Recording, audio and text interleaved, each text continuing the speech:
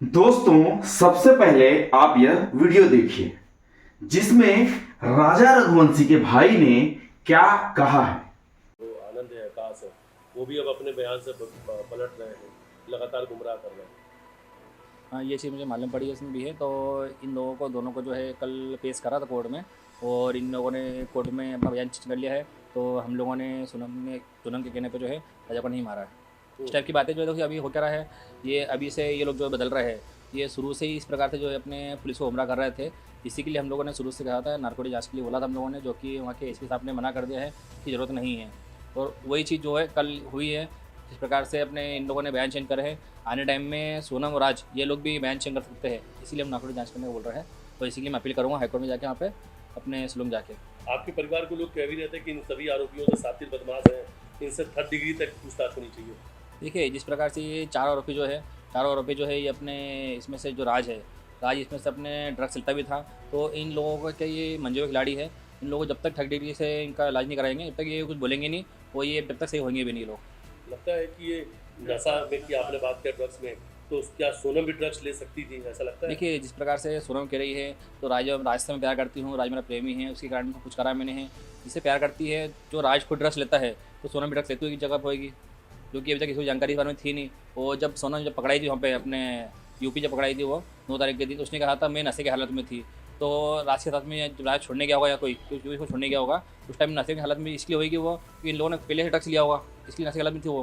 तो इसलिए लगता है कि ड्रग्स लेते लेते इनका दिमाग ऐसा रहा कि ये पूरी तरीके से बड़े कातिल, बड़ा साजिश रच लिया इन्होंने। देखिए, ड्रग्स तो ये नहीं कह सकता हूँ मैं ड्रग्स डेली लेते होंगे ये।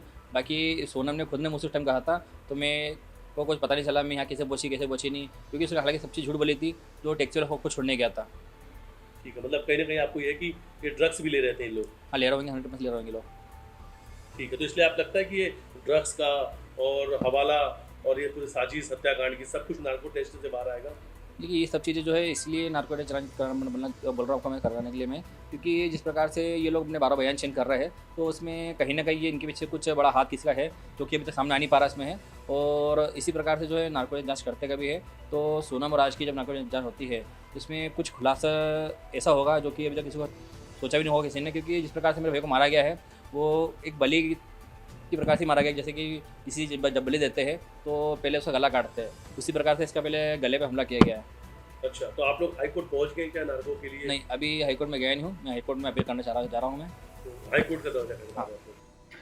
नमस्कार दोस्तों, मैं हूं चंदन और आप सुन रहे हैं एक ऐसी सच्ची और सनसनीखेज कहानी जो आपको झकझोर कर रख देगी।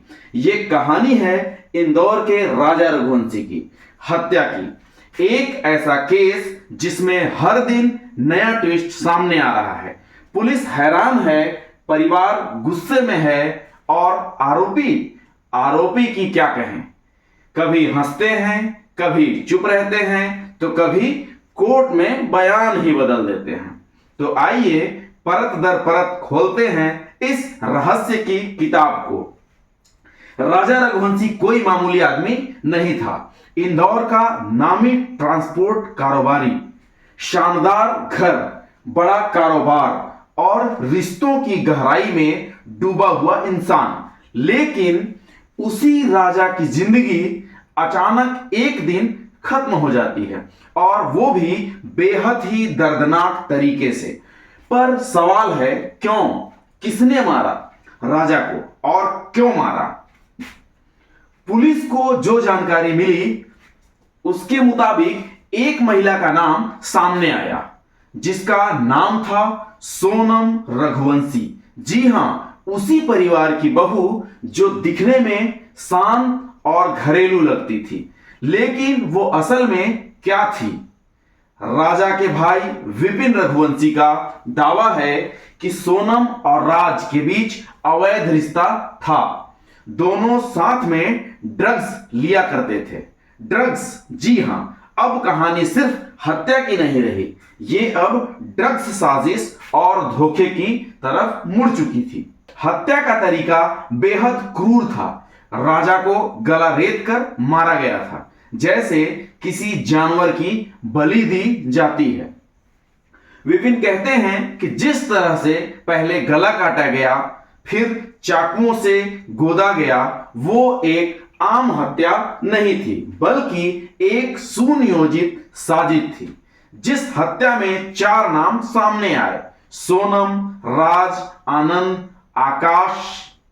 शिलांग पुलिस की पूछताछ में आनंद और आकाश ने हत्या कबूल कर ली थी, लेकिन कोर्ट में पहुंचते ही दोनों ने अपना बयान बदल दिया, कहा कि हमने हत्या नहीं की है।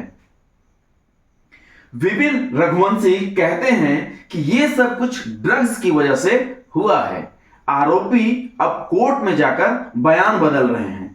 इससे साबित होता है कि इनके पीछे कोई ना कोई बड़ा हाथ जरूर है।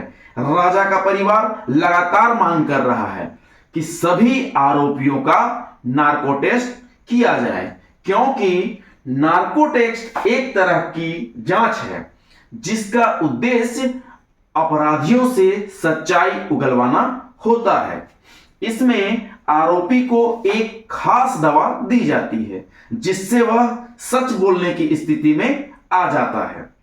हालांकि यह टेस्ट अदालत में साक्ष्य के रूप में स्वीकार्य नहीं होता है, लेकिन जांच एजेंसियां इसे संदिग्धों से अहम जानकारी जुटाने के लिए इस्तेमाल करती हैं, और यही एक रास्ता है जिससे सच्चाई सामने आ सकती है। लेकिन पुलिस और एसपी ने जांच के शुरुआती दौर में नार्को टेस्ट से इनकार कर दिया था। अब परिवार हाईकोर्ट में जाने की तैयारी कर रहा है। विपिन का बयान चौंकाने वाला है। राज और सोनम ड्रग्स लेते थे।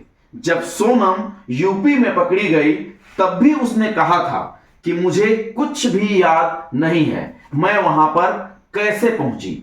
इसका मतलब साफ है, ड्रग्स ने इनके दिमाग को पूरी तरह कुंद करके रख दिया था, जिसका फायदा उठाकर किसी ने इस हत्या की साजिश रच दी थी। पुलिस कहती है कि हमारे पास पुख्ता सबूत हैं, फॉरेंसिक रिपोर्ट का बस अब इंतजार है। लेकिन परिवार का भरोसा अब सिर्फ पुलिस पर तो नहीं है। उन्हें लगता है कि जब तक 3rd डिग्री से पूछताछ नहीं होगी, सच बाहर नहीं आएगा। वो कहते हैं, इन आरोपियों से कड़ाई से पूछो, ड्रग्स छुड़वाओ और देखो कैसे चिल्ला चिल्ला कर सच बोलते हैं ये लोग। ये सिर्फ एक हत्या नहीं है, ये कहानी है प्यार का, झूठा मुखौटा पहनकर रची गई साजिश की, ड्रग्स की गिरफ्त में फंसी मानसिकता की, और एक परिवार की इंसाफ के लिए जारी जंग की। क्या सोनम और राज सच में अपराधी हैं? क्या बयान पलटना किसी बड़े दबाव का नतीजा है? और क्या कभी नार्को टेस्ट हो पाएगा? इन सभी सवालों के जवाब अभी आने बाकी हैं, लेकिन जब तक राजा रघुवंशी को न्याय नहीं मिलता है, उसका पूरा परिवार चुप तो नहीं बैठेगा। अभी आप सुन रहे थे इंदौर का चर्चित राजा रघुवंशी हत्याकांड। मैं हूं चंदन, और अगली बार फिर मिलेंगे एक और सच्ची कहानी के साथ। बहुत बहुत धन्यवाद।